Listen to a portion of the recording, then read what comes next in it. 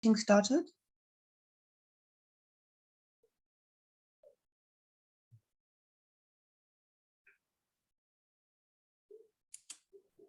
Okay. Hi, everyone. I don't know if Shumi, do you want to say something before I begin? I think so, yeah. And so basically, this was meant to be the Outreach and Communications Working Group meeting for the end of April.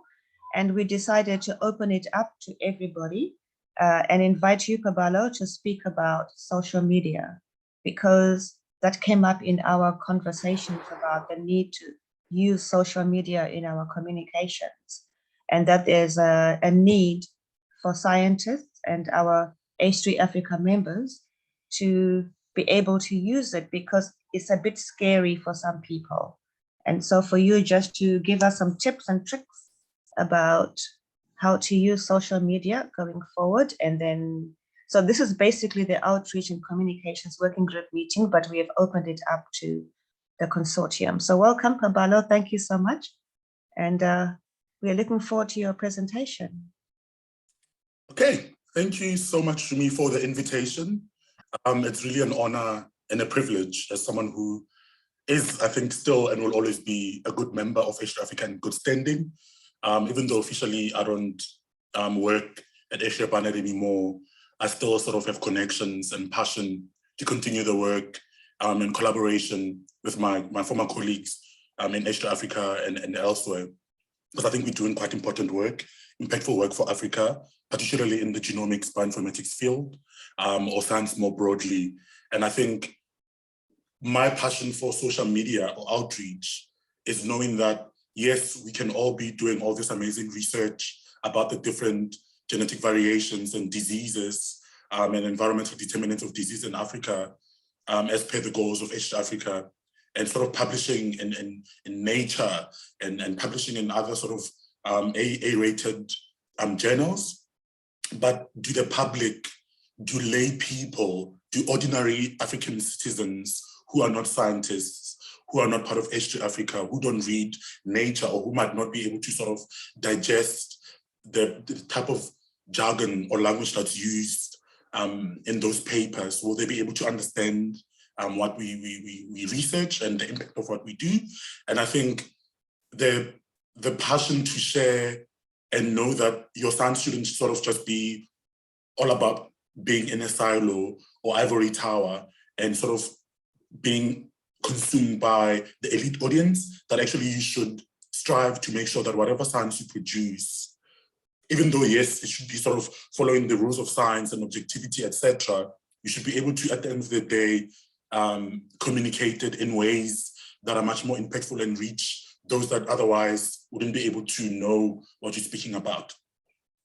So today's, obviously, presentation is going to be about science communication. And I start the slides by, and I hope you can see my slides, by saying science communication is vital for the success of science and scientists. Yes, there are other things like actually doing the research, actually being in the lab, actually collecting the samples, sequencing them, getting funding. Those are other things sort of that are obviously important for science. But I think we forget how sometimes dispersing or distributing and publishing and sharing with the broader world is quite important. And I think if we lose out on communicating our science, we are going to remain in ivory towers. And I think we need to sort of make science more diverse and more inclusive. And that's why actually Africa started. And the other point is about COVID. So science communication from experts, we've seen, has been one of the key ways to share the message around COVID, how to prevent it, etc. And again, it's said that there's been a lot of misinformation and a lot of debate where some people that are not even experts think they can speak in authority. And I think COVID showed why we need scientists that are able to express themselves in a broader way, that they can take their research and actually get out of the lab and say, this is the message that I have about science based on actual science and not emotions. And I think it shows that, because then people who were spreading misinformation were getting like a lot of airplay. And I think COVID showed that science communication is important. And I want to implore us today to consider sharing our science on social media and other sort of platforms that are out there. So it's Twitter, it's Facebook, it's LinkedIn, it's newspaper articles, it's YouTube, it's ResearchGate, it's so much more. It's LinkedIn, although that's much more professional as well. It's still social media. So yeah, and I think I'm hoping that we can have a discussion, but I'll be presenting for about 20 minutes or 25 minutes, hopefully less. And then we can have time for questions and discussion and other items that need to be discussed today as well. And please type your questions in the chat box and raise your hand if you have a question. Okay, my slides are not moving. Can you hear me? Yes, very well. Okay, sorry, my slides were not moving. I don't know why. So the title of today's presentation is Promoting and Unpacking the Importance of Science Communication, as well as Popularizing Research. And my name is Pablo Chauke, as I said before. And the outline of today's presentation is what science communication, we're going to define that. What are the benefits and advantages of science communication? Of course, there are disadvantages, but I want to focus on the positive. Why should we aim as scientists to promote and share research? And the importance of storytelling in science communication or in our science, as well as different ways to advocate for and crystallize and manifest and bring to sort of essence science communication as scientists. So beginning with science communication, it's AEOU: awareness, enjoyment, interest, opinion forming, and understanding. So it's using different skills that we have as scientists, using different media platforms as well as activities to actually begin a dialogue about the science that we do. Make sure that people, awareness is the first one. People must be aware of the science that you do, but also find ways to make them enjoy it. Because sometimes, I mean, if people don't necessarily enjoy what you do, they're not going to be interested in hearing more about it. So make it enjoyable, or make it in ways that make people interested in it as well, and have opinions of your work, and actually ask questions and want to read further. It's critical for addressing behavioral medicine and addressing gaps in the bench to bedside. And this is then about like medicine in general, about how, as I said in the beginning about COVID, for instance, you tend to understand, like I'm thinking about how HIV, for instance, if you want to do research, science communication is one of the key ways of spreading the message out there about prevention, about treatment, about destigmatizing the disease and making sure that people adhere to treatment, etc. So science communication is quite important for the medical and science fraternity in general. So I think one of the ways as well is that we like using different ways to want to say science communication. But science communication is not just about public awareness. It's not just about scientific literacy or scientific culture. Although some people use it interchangeably, it's not the same. As I said, AEOU, awareness, enjoyment, opinion forming, and the others as well, that are sort of the key pillars of science communication. To be a successful scientist, you need to be a great communicator. And we know this, I think, from undergraduate to PhDs, to postdocs, to professors. You need to be able to go to a conference, be part of a panel, stand up in front of people and present your work. But usually then that's mostly about people that are in your circles, people that are interested in the field, people that are also perhaps studying same things as you. So you sort of like usually preaching to the choir.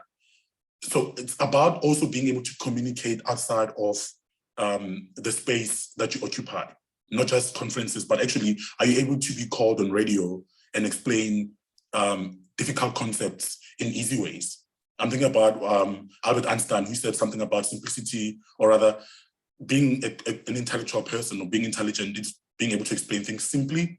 I'm just obviously butchering that quote, but what he was saying there was, you need to be able to take complex terms and explain them in simple ways that the ordinary lay person can digest. That's when you know you're intelligent, because if you study complex things and still explain them in complex ways that most people don't understand, then you don't really understand it yourself. So it's about being able to communicate, not just verbally, because I don't want to be ableist, but written communication? Are you able to write a popular article based on your journal article that you wrote? Are you able to email people? Are you able to respectfully communicate either in written form, so text or talk as well? Because there's multiple ways of communicating. It's not just about being on TV or on radio as well. So you need to be able to share your research, which can generate more collaborations. So one of the ways that I've seen is that sometimes you sharing your research on a newspaper article can spark someone in another country, in a different institution, in a different project, to want to collaborate with you.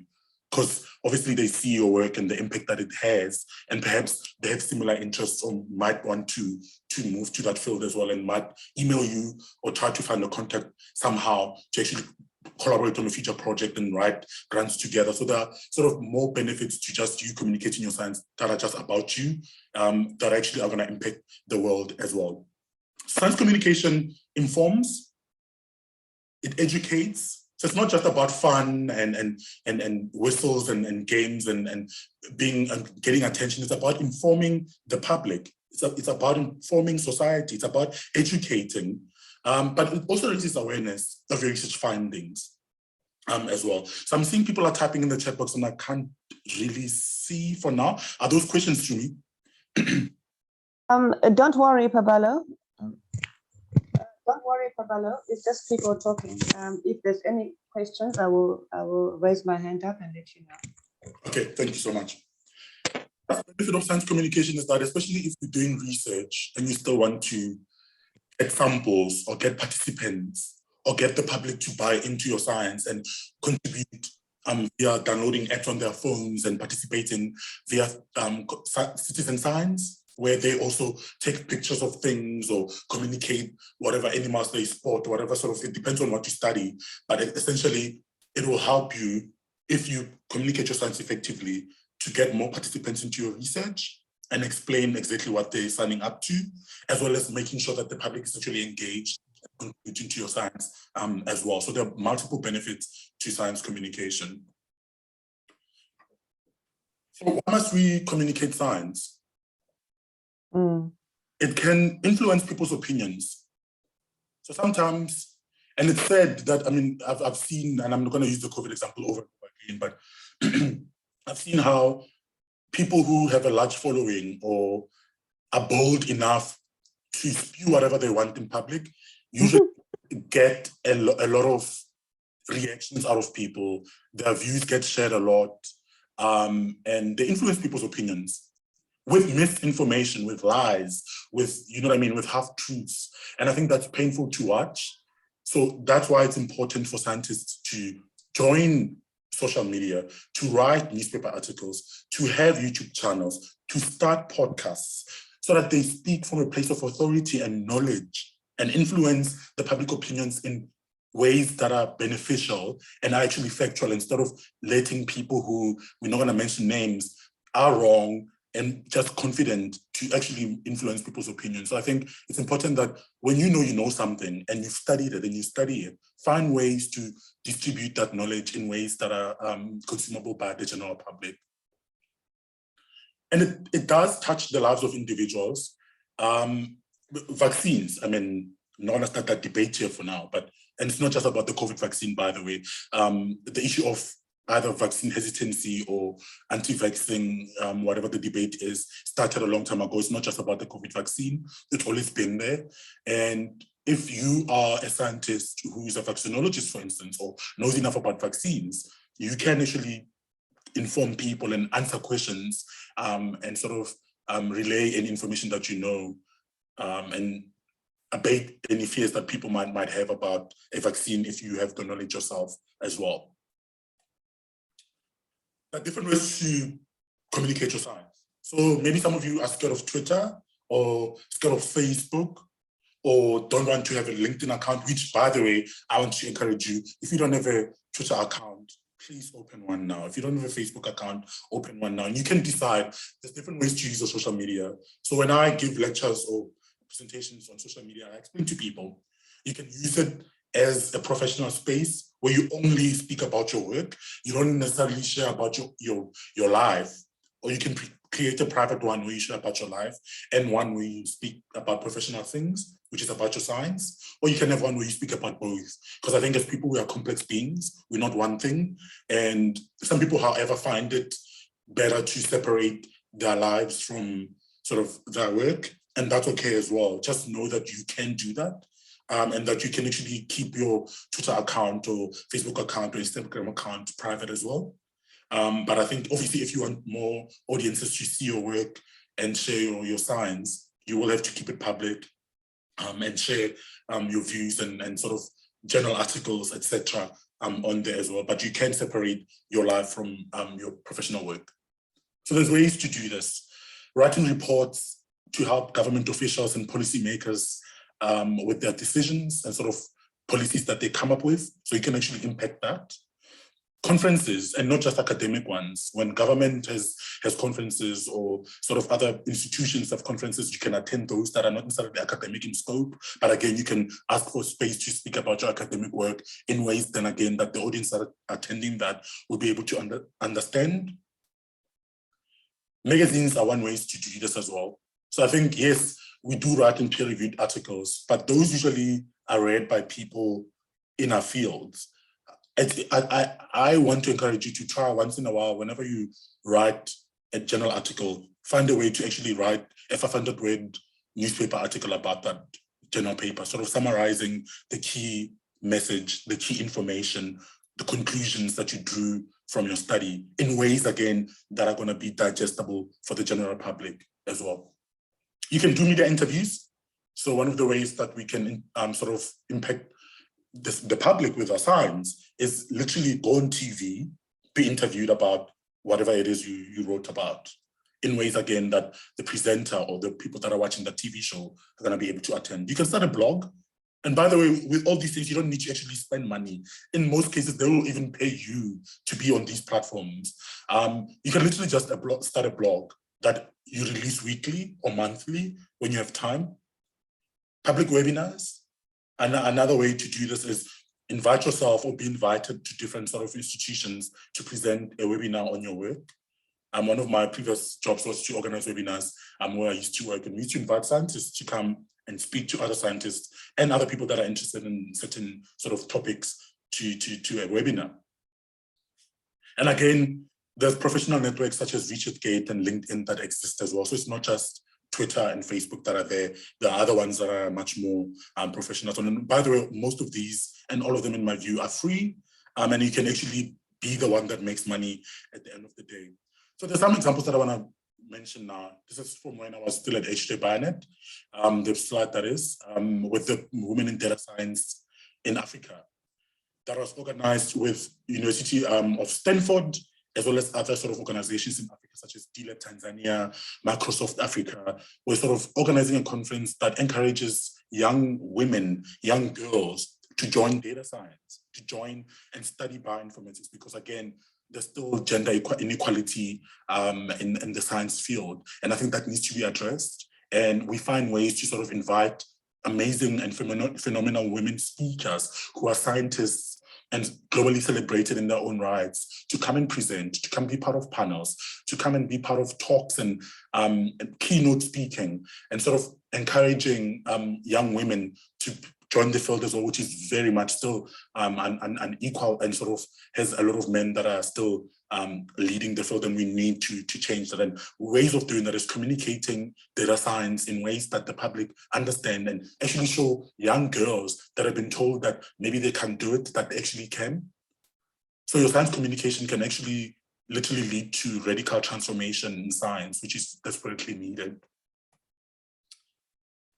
Creating animations is one of the ways that you can do this, which are digestible. So we created a pharmacogenomics animation, which explains what pharmacogenomics is in a simple way, in an animation. So we had a script. We made sure that we went everywhere in terms of ethics and making sure that the script that we wrote was scientifically sound. So we had people from different teams read that script. and then we produce an animation, and it's on YouTube. And people who want to understand, when they Google what pharmacogenomics is, there's a hit of that, and they watch it for like 3 minutes or so, and they get to understand what is pharmacogenomics.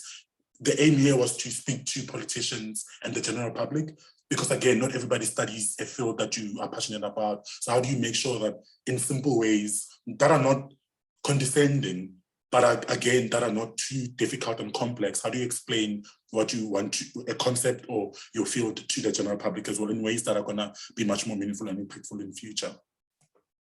Twitter.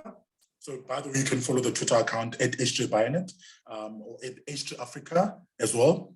I had the pleasure of running both accounts as well. So please follow. And that's where, again, we share webinar invitations, new articles, YouTube videos, conferences, just knowledge, and just engaging again with the general public and spreading the work that we do as H3Africa and H3Bayonet as well.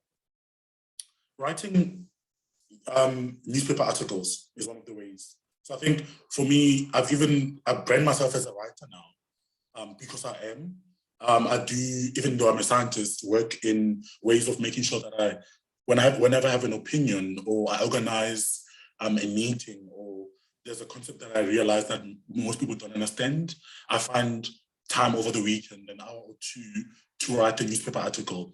And then I literally spam newspaper editors and say, hi, I wrote an article, would you mind publishing this? And because of that, I became a columnist for a newspaper, where I regularly sort of contribute to that. And whenever there's something that I want to speak about that's science specific, or even in other ways, I do write. And I'd want to encourage all of you to try that. That writing, and I know we're very busy as scientists, but it doesn't just have to be about journal articles. You can actually write newspaper articles as well that are going to be consumed by the general public as well, not just the scientific fraternity only. So this article was about data science and women. You can find it online when you have time. Okay. Again, if there are questions, please raise your hand and ask. But there are a few points that I want to say. I think we are stories. The world is made up of stories, be it engineering, be it science, be it humanities, be a reality, be what's not real, or literally the world is made up of stories. And whether we like it or not, science is a story. It's a scientific story, but it is a story. And I think I'm not talking about movies per se here, but I'm just talking about how you need to be able to narrate. It's a narrative that you want to tell about a disease, about a concept, about an animal, if you study animals, about literally everything. It's about explaining the world. And I think to be a great scientist, you need to try and learn how to be a great storyteller. We need to use accessible language when we communicate our science. Again, there's some things that are, when you write for Nature, I understand you can't dumb it down, inverted commas, but I think when you want to write a popular article or want to communicate with millions and millions of people, you need to find ways that use language that's not too complicated and that's not too uppity for general people to understand.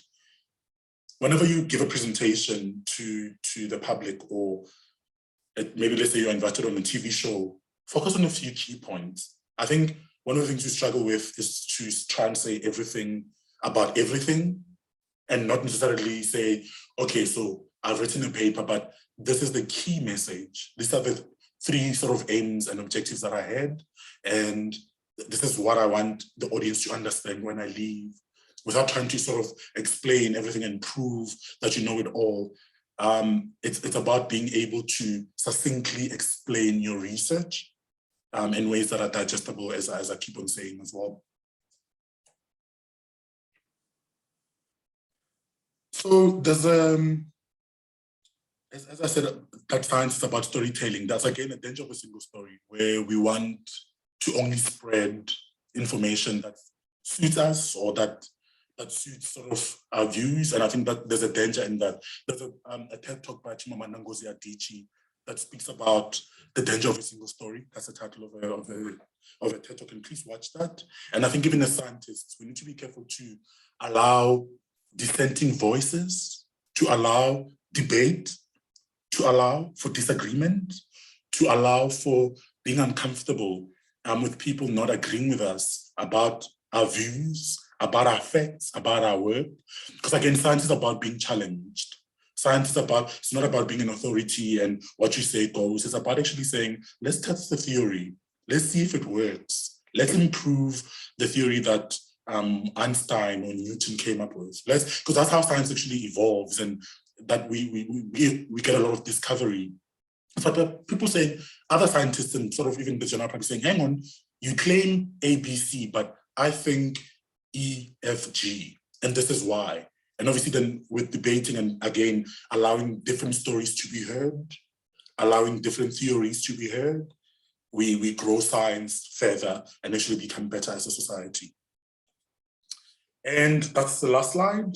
Just to say, one lifter cannot lift the thing. If you want to go far, go together with other people, collaborate with postgrad students, mentor someone, make sure that you sort of pass the baton on to the next and new generation. Do not hog information, share your views, share your knowledge, and be willing to learn and listen, because none of us know everything. And science communication is a perfect way to build that. It's a perfect way to bring more people into the field. It's a perfect way to share information and continue learning as well. Thank you so much. I'll stop there, Shumi.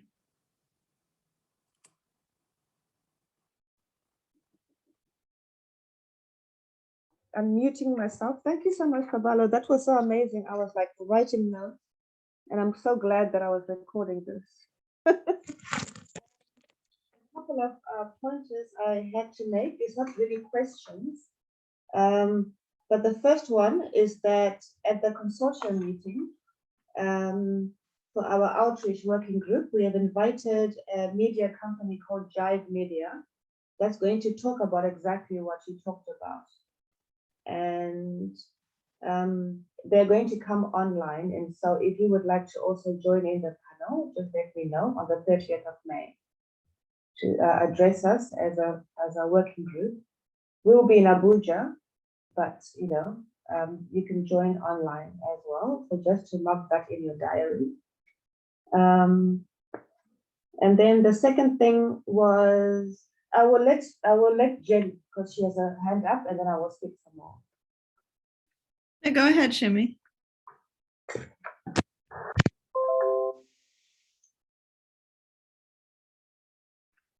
All right. So I have a question, Pavala, because you said about keeping, kind of having two accounts and keeping your personal and your professional separate. So for us here, because I'm a government employee, there are things that I can't say as a government employee. And so I'm always very careful about my social media to keep it, you know, that it's completely personal. It has nothing to do with my professional life. And I, a couple of years ago, opened a Twitter account on what I thought was like, it had an alias. It was my personal email. It had nothing to do with me in my job. It didn't use my name. And yet Julie McConney instantly started following me, and knew it was me. So that scared me off from, you know, that my personal and professional were not separate. So how do you do that such that you are not there as representing the government, but are there as, this is me, Jennifer Troyer? Okay, hi, I just thought I should turn my camera as well. I'm smiling in the background, so I wanted you to see. So I think keeping your account private, so where you create one where you say Jennifer Troyer and you write works for the NIH, your position, and that's your professional account that everybody can see. Then you create one, literally you lock it, you go private, you use a different name, you use a different picture, and there's a way of making sure that people can find you. So with that one, usually we call them banner accounts. You use it to sort of either say things that you know you can say in your main account, and you follow accounts that you want to follow and engage with people in ways that you know that are not going to affect your work.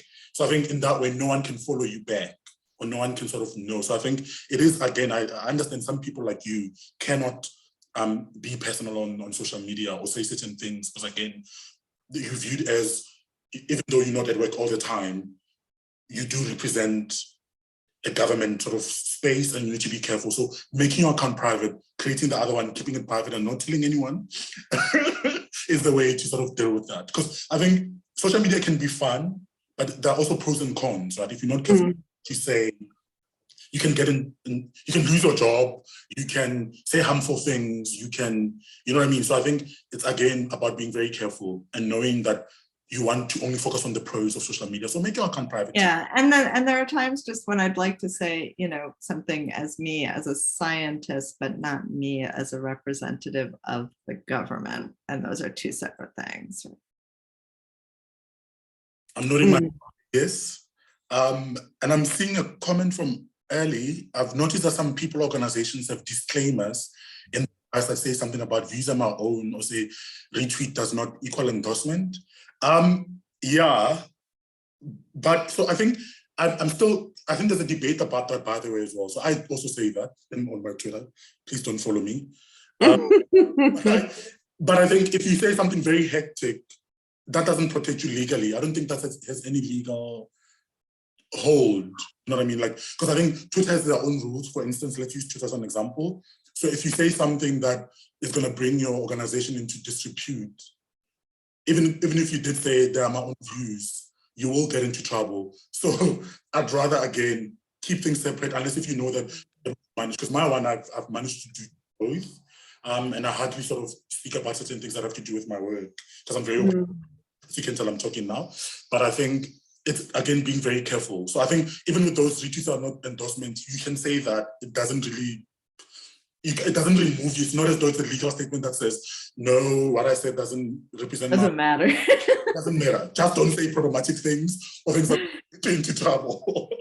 And then one more question along these lines, and just because I have it, I figure other people might as well. I thought with Facebook, you weren't allowed to use pseudonyms, that you had to use your real name. Yeah. Okay. No, you can come up with a random name. Trust me, there are so many accounts. And I'm not encouraging people to create fake accounts, because some people actually create fake accounts to spew bile. But then again, because of clever people, there's something about like IP. For instance, how Julie knew it was you. Some people can actually go behind the scenes and say screenshot and then search for the IP and find your email and find where you are. So again, please don't do that. Don't be problematic on social media. But yeah, there is a way, Jennifer, just to counter the point, you can use a fake name on Facebook. You just always come up with a fake birthday, fake whatever. They don't want your ID to prove that this is you. No, you can be fake. And then on top of that, Babala, last night I was listening to the radio and they were talking about avatars, and that you can use an avatar as an identity that you don't want people to know. So you can put in whatever identity you want. I found that very interesting.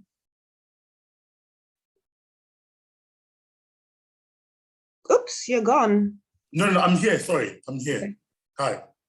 Thank you. Sorry. Yes, I agree with you, Shumi. I was reading the message, or rather the chat, from Tato. From Tato. Hi, Tato. Answer her first. So Tato is saying, nice presentation, Pabalo. Thank you. Do you think you can take us through these Twitter settings? Not today, though. Some are just confusing for me. So Tato, if you can sort of write exactly which ones. I'm talking about like how to work with Twitter in terms of certain settings, or what certain things mean, like hashtags and stuff like that. Because I can create a separate presentation for that. So if you can be specific enough to say what exactly is confusing you, is it all the settings? And I can either do a live presentation where we go through a Twitter account and sort of break it down, and this is what you use, this is what this means, or just a presentation about Twitter in general. Let me know what exactly, because I do have some presentations in my stash, and I can create a new one that's specific to your needs. So let me know, Tato, exactly what you're talking about. Okay, and then maybe at the H3Africa meeting, yes, have a few minutes just to again go through that. People, because I think Twitter is very powerful for scientists, and I want to encourage people to open accounts and use it. because you will impact the world in that way. So, but yeah, Tata, I'm willing to help. Yeah, thank you. And so what was my original question? I can't remember now. I had a question as well. But yeah, it was about avatars, which was Chacho responded to that. So that was fine. Does anyone else have a question for social media? You can also post in the chat. And so, Pabalo, okay, what would you say, this is from Anne, what would you say is the best platform for scientists to use to share material? I think depends what your aim is, but the answer for me then would be all of them. And I'll explain what I mean. Some people only have Facebook, some people only have LinkedIn, some people only have Twitter, some people only have ResearchGate, some people only have etc. It's about cross-posting. So whenever you give, the other day, Verena gave a nice webinar for H3 about the work that they do. And what she did was she tweeted that, and the same tweet, she Facebooked it, and then she LinkedIn it.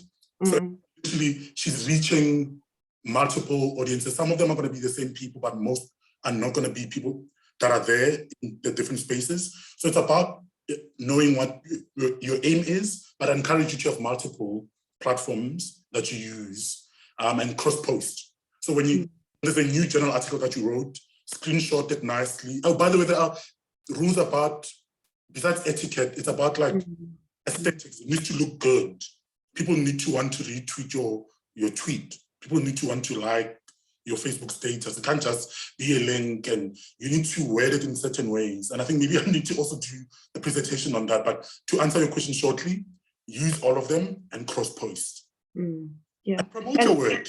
Don't just, when you promote, sorry Shumi for jumping in, but when there's a paper that's out, not everybody's gonna know. It's not like people are sitting every day Googling you and your work. It's about you putting yourself out there. I mean, unless if you've reached a certain level of fame, which I don't think most of us want, people don't just randomly Google us. I don't think people sit on their phones and say, let me find out what Babalo just did last week. I need to, when I'm writing a paper, or I've published a paper, nicely screenshot that paper, give a link, hashtags. Oh, hashtags are very important, by the way. Hashtag, and then make sure that I put it out there and it's on the internet, it's in the world. And when people sort of engage with me on my page or my work, then they find that I've recently published a paper or that I've recently been on TV to speak about something. So, but then, yeah, use all of them and then cross-post. I see Verena has a hand. Hi, Shumi, thanks. It's not really a question, it's more just to echo what Pabalo has said about the cross-posting and reaching, audience in all spaces, especially the spaces that they use themselves. Because what I can say is Pabalo hasn't been gone a very long time, but our social media activity has obviously taken a dip because he handled a lot of that. And I can see the direct impact of that already. So we don't have as many people attending webinars. We don't have as many people watching our YouTube videos, for example. So you can see the direct impact and the correlations between increasing the sites that you're posting on, the number of posts and the way that you're posting. So I can definitely already see like an immediate impact, and I could see an immediate impact when Pabalo increased how often he posted, what he posted about. I would see those spikes sort of on our website. I would see those spikes of people reading our newsletter. So you definitely see a direct impact in terms of impact and reach when you actually do less of it. So for me, that I would really echo everything Pabalo is saying, in that you have to reach people where they want to be reached and in the way they want to be reached. That's very, very important. And one thing that I could also say is often when Pabalo posts, more personal stories, stories about people having accomplished something or a very personal video, that tends to get a lot more traction than just a paper. You know, just posting, oh, we've published this paper. Not that nobody cares, but on social media, people want to know, okay, but what's great about this paper? But you need to tell me very quickly or show me very quickly, you know, what makes this different, because otherwise it's just any other paper that somebody's posting. So I would echo everything Pavalo's saying, and he's done a really wonderful job of doing that for us. You know, connecting all of our social media, getting our name out there, getting, you know, the stuff that we do, our products out there. And so I can really see the impact of not having somebody driving that at the moment. And so we are scrambling at the moment to obviously get somebody to replace him so that they can continue. So I would just want to say, Pavalo, you've done an awesome job. And I can definitely see with you leaving how important social media actually is in terms of communication and outreach. Thank you very much. I actually, can I actually echo that, that I also see the impact, and that from the H3Africa side, you also see the personality behind the person who posts, basically. And then what I've also seen from our social media, because our Facebook page was definitely a little bit dead, and it is now coming to life. And I am seeing that some of the most popular posts are about stories about personalities. What has a member done in their personal capacity?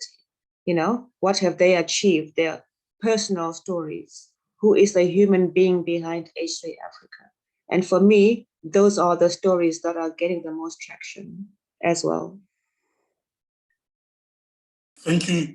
Just to echo both of you, I think, okay, we're not going to be emotional on but I think it was a pleasure working with you guys, and I think you're doing great work. You were great colleagues, and I hope to continue collaborating with you. But just to say, yes, you do see actual graphs. Like if you go and analyze the impact of your paper after you post it on Twitter, for example, the number of hits, the number of people downloading your paper does increase. So everything that Verena said, everything that Shumi said is true.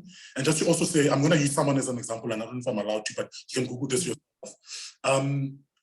Shegun Fatumo, I think he's in the UK now, but he's from Uganda, works for the London School of Health.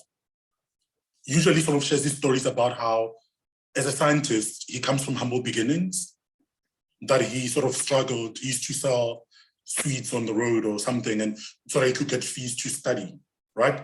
That doesn't necessarily have anything to do with his work, but if he didn't act and be as resilient as he was, he wouldn't be the scientist that he is. And him being interviewed by a Nature sort of publication about his story, about who he is behind, because he has amazing publications. He's a great lecturer, he's a great presenter, but he is a human being who has a story, who has a history. And the fact that when he tells that, people actually are interested to now research more about the actual work that he does, because they are touched. It's, as I said, it's about storytelling. So it tugs at the human strings of empathy, of understanding and seeing the humanity in another. And therefore they actually want to research the actual work that this human being who happens to be a scientist, what's his work, and read up on that. So sometimes sharing your journey, and again, it's not for everyone, I understand, and you don't have to have a rags to riches story, but it's about being a woman in science and explaining what barriers, what ceilings, what glass ceilings did you have to sort of plunge through to make it? What sort of challenges did you face that are not necessarily about the actual science itself, but about being a human being? Because again, being human is not easy. Being a scientist is not easy in its own. And I think it's important to share your story with other people as well. So I guess that partly answered the question by Jide. I think that's your name, Jide. Should researchers only share their findings or results? That depends again on the scientist, as I said.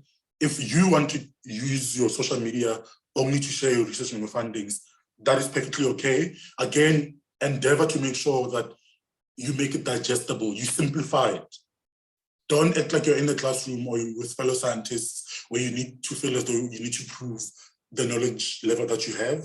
It's you speaking to people that have never studied what you study, and how do you make sure that your findings and your results are understandable to people that didn't study at all, are lay people, but are curious. But then again, you can also use it to share other things as well, that are not necessarily just findings and results.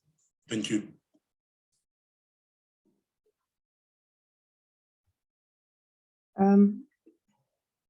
Marina, I think authenticity is also very vital. People know when you are not authentic. Sorry, I'm nodding my head because I agree with Verena. I think don't put on an act, because again, it's hard to perform, right?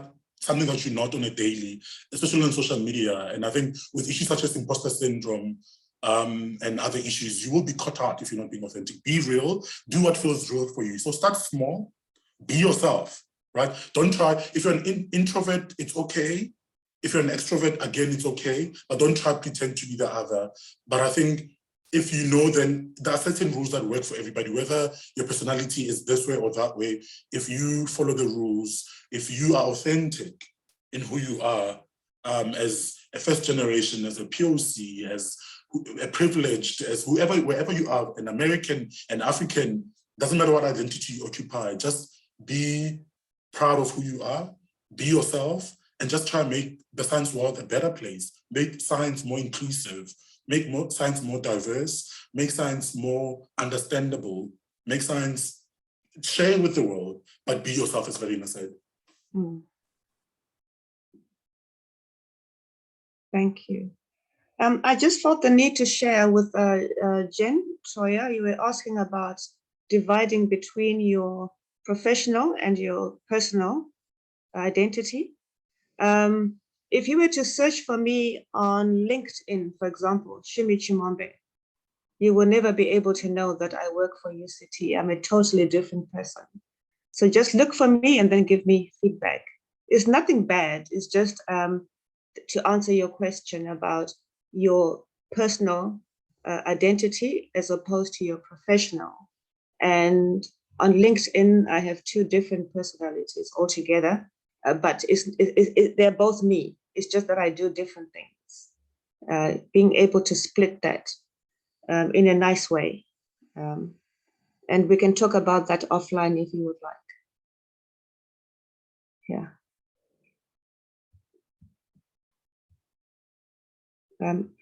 We are 5 minutes before 4 o'clock. This has been amazing. We are recording this. Any more? Anne, you have a question? Or to say something?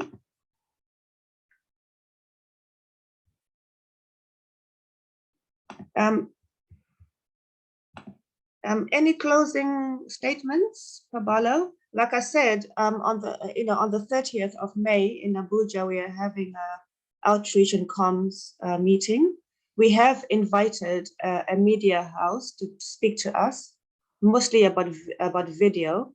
But if you would like to join us, please feel free. Just let me know to join us online. I would love to join you. Yeah, it's the 30th of May around 10 o'clock Abuja time. I will keep you informed. We have invited a media house, and we're going to be focusing on using video specifically, but also social media. Just to communicate, but it's still social media, isn't it? Video, TikTok, whatever. Yeah. I will keep you informed. Thank you, everyone. Yeah, yes, just everyone. Thank you for attending today's meeting. I know some of you, we know each other for like a few years, and I think I just want to say your work is important. Your work matters. I just want to, your science matters, your presence matters in science, and share that with other people. Make sure that, again, you mentor someone when you have time. Make sure that you share your views and your research publicly, because your work matters and it has an impact. It might be a drop in the ocean, but it's still a drop that the ocean wouldn't be the same without. And I think we need to remember that, and that our voices matter. Thank you so much. Thank you. Thank you, everyone, for attending. We have a recording, so we will make sure. Pabalo, do you mind if we put this on YouTube? I don't mind at all. You can put it on YouTube. Okay, thank you. Thanks, everyone. Have a lovely weekend.